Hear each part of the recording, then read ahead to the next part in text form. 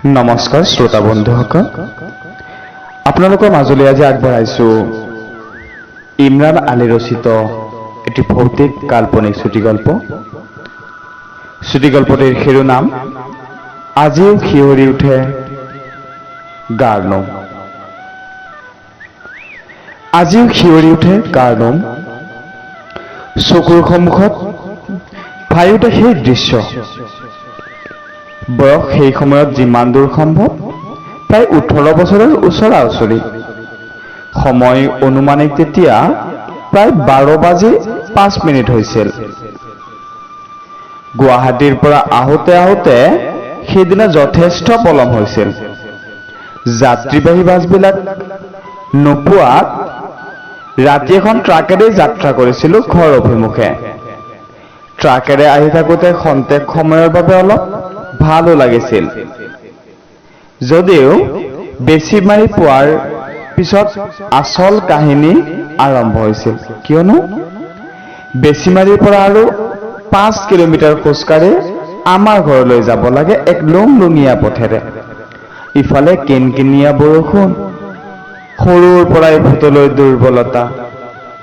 আৰু এটা কথা উল্লেখ কৰা ভাল যে তেতিয়াৰ বেছিমাৰী আজিৰ দৰে উন্নত নাছিল। ৰাস্তাৰ কাষত 4-5টামান দোকানৰ বাহিৰে একো নাছিল। সন্ধিয়াৰ পিছতেই মৰিখালী হৈ পৰিছিল। মই ট্ৰাকত বহি দুশ্চিন্তা কৰি থাকোঁতে হঠাৎ ড্ৰাইভাৰজনে বেছিমাৰি পোৱা বুলি মাত লগালে। ৰাতিৰ ঘুম পাৰা আন্ধাৰত ৰাস্তাৰ বাহিৰে মই একো অনুমানেই কৰিব পৰা নাছিলোঁ। স্বাক্ষৰ দৰেই ড্ৰাইভাৰৰ মাতত উচপ খাই উঠিছিলোঁ। গাড়ীখন ৰখোৱাৰ পিছত নামি গাড়ীখনক বিদায় দি অন্ধকাৰক ভুটি ভয়ে ভয়ে ঘৰৰ পিনে খোজ দিলোঁ। মাজৰাতি হুৰহুৰীয়া ঠাণ্ডা বতাহ, কিনকিনীয়া বৰষুণ, মাজে মাজে ঢেৰেকনিও। ভূতৰ অজান ভয়। অকলশৰীয়া যাত্ৰা কিমান কষ্টকৰ সেইজনেই বুজিব, যিজনে এনেকুৱা পৰিস্থিতিৰ মুখামুখি হৈছে। মনতে সৃষ্টিকৰ্তাৰ নাম সুঁৱৰি সুঁৱৰি প্ৰায় ঘৰ ওচৰ পাইছিলোৱেই। তেনেতেই পিছফালৰ পৰা মোৰ গাত অলপ গৰম বতাহ লগাৰ দৰে লাগিল। ঠাণ্ডাৰ মাজত গৰম লগাত গাৰ নোম শিয়ৰি উঠিছিল। তৎক্ষণাৎ পিছফালে চালো যদিও ঘুম পৰা আন্ধাৰত একো নেদেখি অলপ ভয়ত ঘামি গৈছিলোঁ। বুকুত ভয়ে খুন্দা মাৰি ধৰিছিল। এনেতে যুৱক এজন মোৰ আগে আগে গৈ থকা দেখা পালো। অলপ ভয়ৰ মাজেদিয়েই স্বস্তিৰ নিশ্বাস পেলাই অ' দাদা, অ' দাদা, কোন, মোক লৈ যাওক বুলি মাত লগাইছিলো। লগে লগে তেওঁ আহা বুলি হাত মেলি দিছিল। ঠিক সেই সময়তেই বিজুলী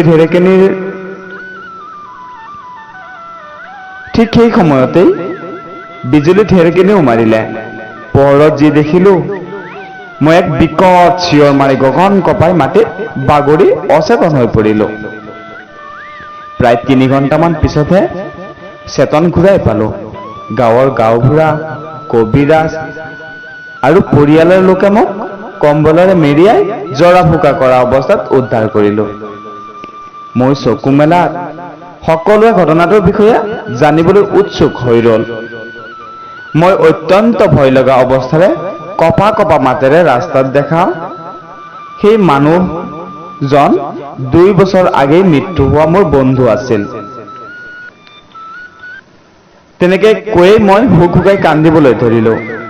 সকলোৱে মোৰ কথা যথেষ্ট কৌতূহলভাৱে শুনিবলৈ মোৰ ওচৰত শাৰী পাতি বহিছিল যদিও মোৰ বৰ্ণনা শুনি অতব্যজোৰেৰে হাঁহি গুৰুত্বহীন কৰি দিছিল আৰু কৈছিল, তই যে তেওঁক বেছি মনত পেলাই থাকা, সেয়ে তোৰ মনৰ ভ্ৰম সৃষ্টি হৈছে। ভূত বুলি একোৱেই নাই। সিহঁতৰ কথাত জোৰত মই খন্তেক সময়ৰ বাবে নিজৰ চকুৰে দেখা ঘটনাটো মনৰ ভ্ৰম বুলিয়েই ধৰি লৈছিলো। ৰাতিপুৱা বন্ধুজন মোৰ অতিকৈ ঘনিষ্ঠ আছিল। ৰাতি দেখা ঠাইডোখৰত আমি দুজনে গৈ সদায় আড্ডা দিছিলোঁ। দুকমোকালিত উঠি গৈ ঠাইডোখৰত উপস্থিত হলোগৈ। নীৰৱে চকুলো ঢুকি পুৰণি স্মৃতি সুঁৱৰি বহু সময় অতিবাহিত কৰি বন্ধুৰ স্মৃতিস্বৰূপে ঠাইডোখৰত গছপুলি এটা ৰোপণ কৰি ঘৰ মোৱা হলো। এতিয়া গছজোপা ডাঙৰ হৈছে।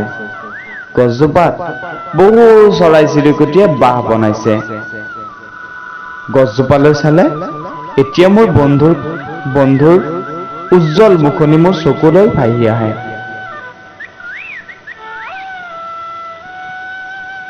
লিখক ইমৰান আলী।